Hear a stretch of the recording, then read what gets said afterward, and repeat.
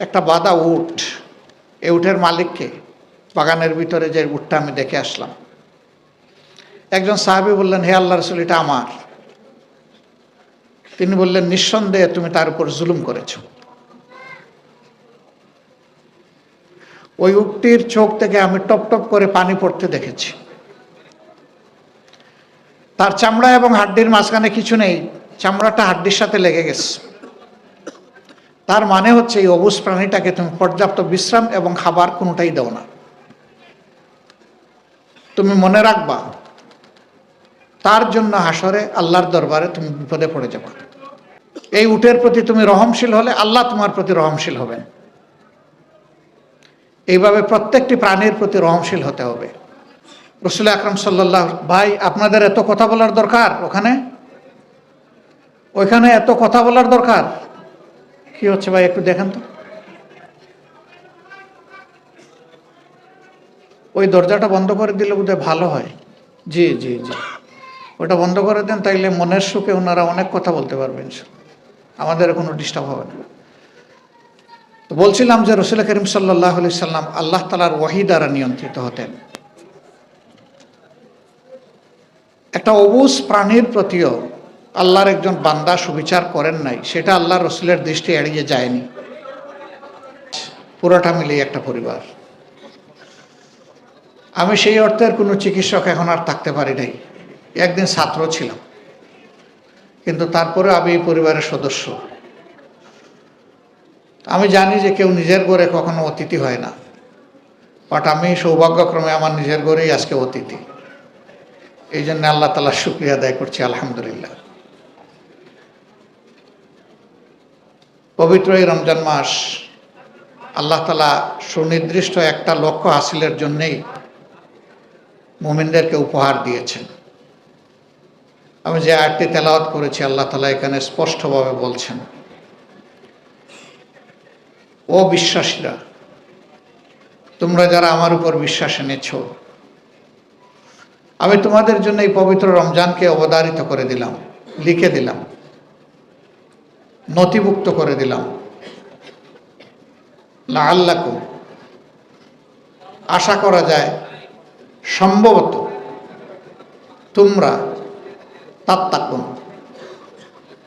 ভয় করতে শিখবে, ভীত সন্ত্রস্ত হবে। এই আয়াতে রমজানের অন্য কোনো উদ্দেশ্য বলা হয়নি, একটাই উদ্দেশ্য। রমজান আল্লাহ তাআলা আমাদেরকে উপহার দিয়েছেন ভয়ের শিক্ষা দেওয়ার জন্য। সেই ভয়টা কাকে? সেই মহান সত্তাকে, যিনি এই নিখিল বিশ্বের সব কিছুর স্রষ্টা, আল্লাহ রাব্বুল আলামিন। সকল বিষয়ে তাকে ভয় করে চলতে হবে। তাকে ভয় করতে হবে কেন? তাকে এই কারণেই ভয় করতে হবে যে আমাদের এই দুনিয়ার জীবনটা খুবই খণ্ডকালীন, একটা জাস্ট আমরা কি বলবো, একটা প্লেজার ট্রিপ কারোর জন্য, আর কারোর জন্য একেবারে ধ্বংসের কারণ। এই কয়েকদিনের জন্য, এই দিনটারও আবার স্থায়িত্ব কতটুকু হবে সেটাও কালামে হাকিমে বলা হয়েছে, কালামহিল বাসর। চোখের পাতা বন্ধ করতে যেটুকু সময় লাগে, তোমরা মনে করবে আল্লাহর অ্যাকশন এবং তোমাদের দুনিয়ার এই অবস্থান ওই রকমই। আমরা চিকিৎসক হওয়ার কারণে আরো একটু বোঝার সুযোগ পাই সহজে। দুনিয়ায় বহু মানব শিশু আসে স্টিল বার্থ হিসাবে, অর্থাৎ সে মৃত হিসাবেই জন্ম নেয়। সে একটা শ্বাস দুনিয়া আসার পরে নিতে পারে না, চোখ মিলে তাকাতে পারে না, এর আগেই তার মৃত্যু হয়ে গেছে মায়ের পেটে। তার ওইটুকু হায়াত ছিল, হায়াত ওখানে, জন্ম ওখানে, মৃত্যু ওখানে, শেষ হয়ে গেছে। আবার লিভ বার্থ হয়ে যারা আসে তারাও দেখা যায় যে অনেকে কিছুক্ষণ পরেই শেষ, 2-4টা শ্বাস নিয়েছে, ওখানেই তার জার্নি শেষ হয়ে গেছে, নেক্সট জার্নি সে শুরু করে দিয়েছে। আর আল্লাহ যাদেরকে সুযোগ দিতে চান, নির্দিষ্ট সময় পর্যন্ত তাদেরকে হায়াত দেন। কেউ মারা যায় শৈশবে, কেউ কৈশোরে, কেউ যৌবনে, কেউ প্রৌঢ়ত্বে, কেউ বার্ধক্যে। আবার বৃদ্ধ বয়সের একটা লিমিট আছে। একটা বয়সকে আল্লাহ তাআলা বলেছেন এটা নিকৃষ্ট বয়স, উমরুল আরজালু, মানুষ দেখে কিন্তু বুঝে না, কথা বলতে গিয়ে সমন্বয় রাখতে পারে না, এই এখনকার কথা এখনই ভুলে যায়, এরকম বিচিত্র আচরণ করে, তার মেমোরি তাকে সাপোর্ট করে না। এরকম বয়স পর্যন্ত কেউ পেয়ে থাকেন। আবার আমরা দেখি অনেক মানুষ 100-150 বছর হয়ে গেছে, তিনি বুদ্ধি বিবেক কথা চলাফেরা সব দিক থেকে অত্যন্ত স্মার্ট, টনটনা, তার মাঝে কোনো জড়তা নাই, জীবনের ঘানি অনেকে এই বয়সে টানেন। তা আল্লাহ যাকে যেভাবে চান তিনি সেভাবেই চলবেন। কিন্তু এরপরে কি? এরপরে জীবনের আরেকটি অধ্যায়ের সূচনা হবে। সমস্ত প্রাণীর জীবন কয়েকভাবে বিভক্ত, বিশেষ করে মানুষের জীবন। প্রথমে আল্লাহ তাআলা আমাদের রূহ পয়দা করেছেন, একটা জগতে, একটা ভুবনে আমাদেরকে রেখেছেন, যেটাকে বলা হয়েছে আলমে আরওয়াহ, রুহের জগৎ। সেখানে আমরা মিলেমিশে ছিলাম। একটা চমৎকার জিনিস দেখবেন, দুনিয়া বহু জায়গায় দেশে বিদেশে ঘুরতে গিয়ে, চলতে গিয়ে কিছু মানুষ আপনার সামনে আসবে, চেহারা দেখে মনে হবে তারে যেন কোথায় আপনি দেখেছেন। অনেক সময় আউট অফ কিউরিওসিটি আপনি জিজ্ঞেস করে বসবেন, ভাই আপনার পরিচয়টা একটু বলবেন দয়া করে? কেন? কই যে কোথায় যেন আপনাকে দেখেছি। তো বলে যে আমি অমুক। এখন আর হিসাব মিলে না, এই লোকের সাথে এইভাবে তো আমার দেখা হওয়ার কোনো সুযোগ ছিল না। আল্লাহ ভালো জানেন সেই রুহের জগতে একসাথে ছিলাম, সেইটাই কিনা আল্লাহ ভালো জানেন। কিন্তু এই হয়, কিন্তু এই ঘটনা ঘটে। সম্মানিত ভাইরা, এই একটা জগৎ, সেই জগৎ থেকে আমরা আসলাম আলমে উম্মি, মায়ের পেটে। এই আর একটা জগৎ, কম বেশি 285 দিন মায়ের পেটে ছিলাম। ওখান থেকে আসলাম দুনিয়ার জগতে। আগেই বলেছি যে এটা খুবই টেম্পোরারি, আনসার্টেন।